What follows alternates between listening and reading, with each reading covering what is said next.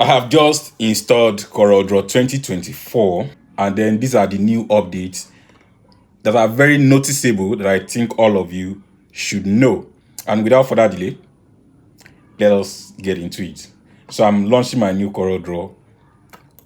As you can see, the logo, everything dope. One of the many things that are very noticeable is the template.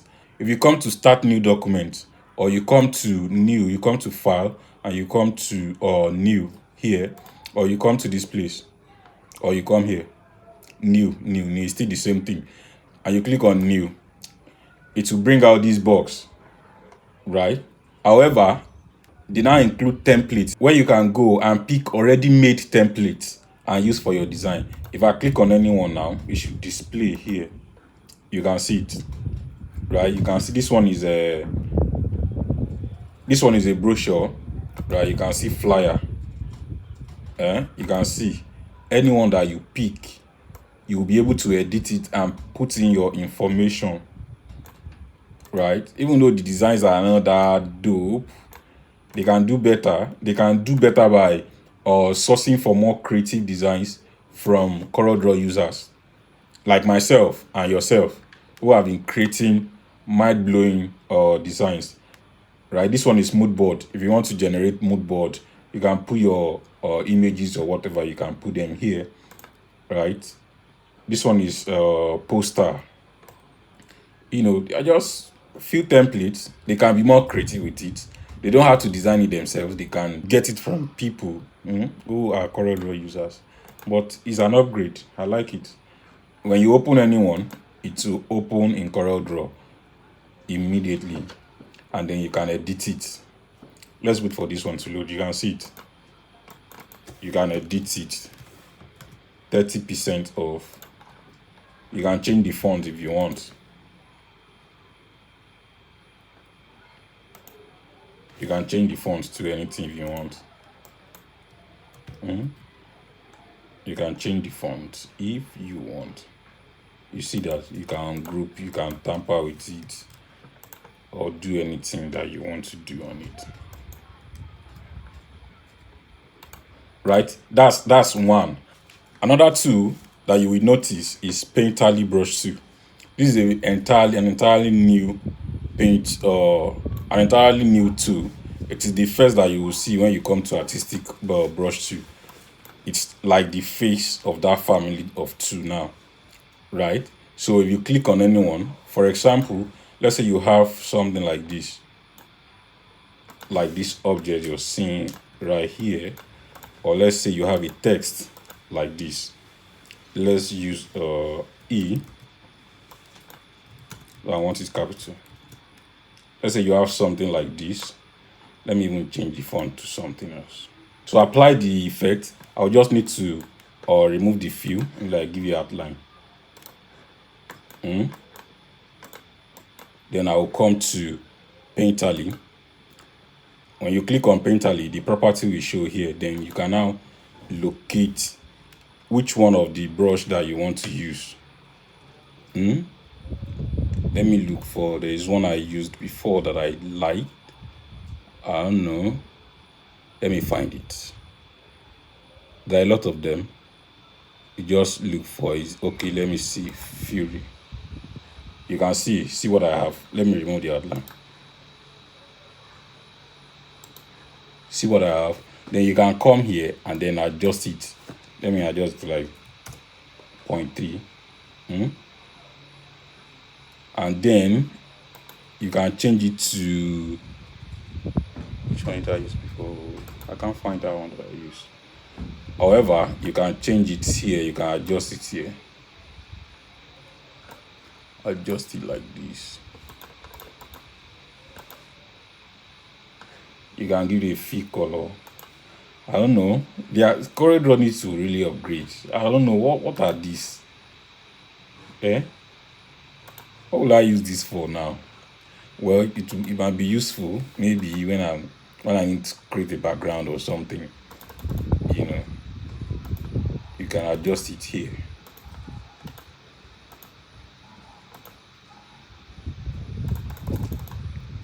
Adjust it down here.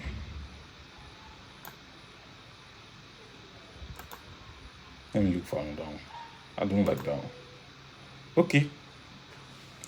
I think this is not bad. Maybe if you want to do something like test effect or something, you can use something like this. When you increase it, it will add more, right? When you reduce, it goes lower, and then you can adjust the transparency here. You can adjust the transparency here. I don't think it's something you should be happy about, but you may need it. Maybe you may need it, right? And then you can do same on shapes like this. Let me remove the outline, and then you pick your painterly brush tool. Painterly brush tool, and then you come and you see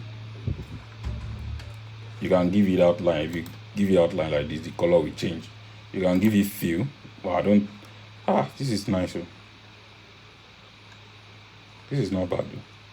It's not entirely bad, just that this is a very lame upgrade. It's not entirely bad.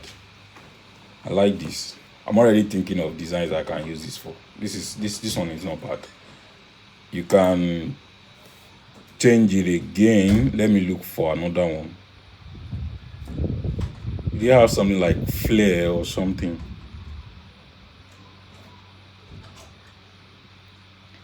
This one is sponge. See sponge. Let me remove the fill.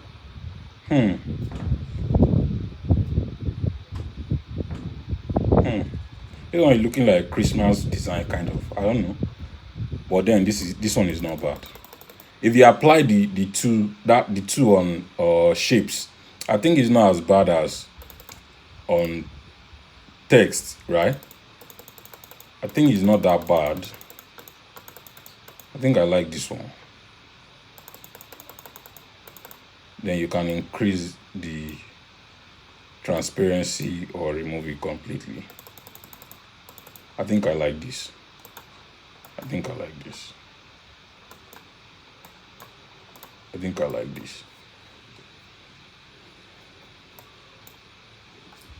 So that's like the second update that is noticeable, that I think it's noticeable. So another thing is, if you, for example, if you want to use your bitmap object, from the effects to bitmap itself, like if you want to apply blur to this now, and you come to this place and you come to blur and Gaussian blur, instead of that pop-up box that we are familiar with, no, they now have it by the side. We call it easy something. I don't know the name. They now have it by the side now, where you can just adjust your effect, and then when you're done, you can just close it. Let me try that with a picture and see. Let me import a picture and see, like a background. Let's see what happens.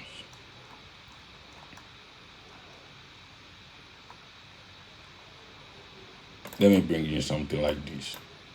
If you want to apply blur effect to this now, you come to effect and you say you want to blur it, come to blur and Gaussian blur.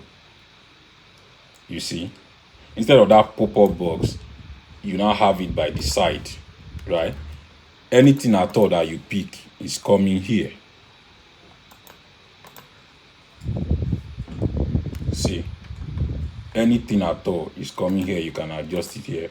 It's no longer that pop-up, and I think this one is okay. It's give you more space to do whatever you want to do. Well, I don't think it's still necessary, but it's not bad. So another thing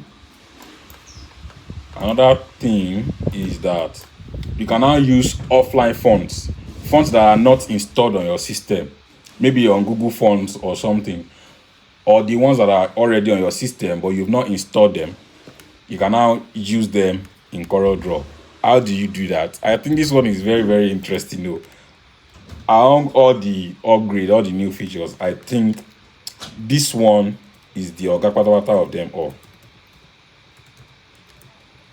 right? This one is the oga patapata of them all. So if you want to apply that, you just come to fonts, of course. Then you come to, you see this settings button you're seeing here. Just click on it and then come to font list options. Then a box will appear, and then you can now enable remote fonts. Enable remote fonts means the fonts that are not on your system, from maybe from websites, the ones on your system that you've not installed, things like that. Once you enable it, you click OK, and then you can now come back and see a lot of fonts that are not on your system, like this Azonia. All these ones that you are seeing, you see this sign, it means it's from the cloud. It's not on your system. You never installed the font on your system. However, you can use it directly from the web. Why is it not applying though?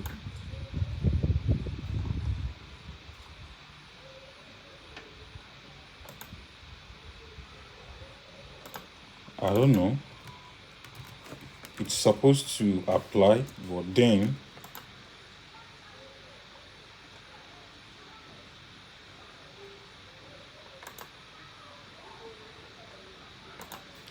try it on your end. Let's see.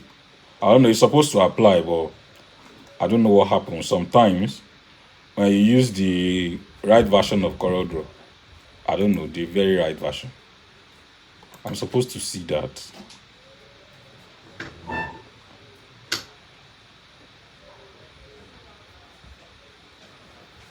I'm supposed to see this, but it's not applying. See.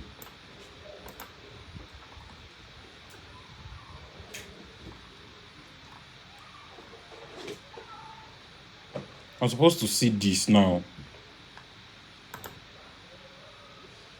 but I don't know why it's not applying. So try it on your end. If you are using 2024, try it on your end and let me know what you think. If it works, I've seen it work on on a French laptop. However, it's not functioning on my own, but it's dope. I think that's one thing that I like among all the features that they introduced, right? So let me know if there are other things that you've noticed apart from the one I pointed out in this video, and then I'll see you guys in the next video.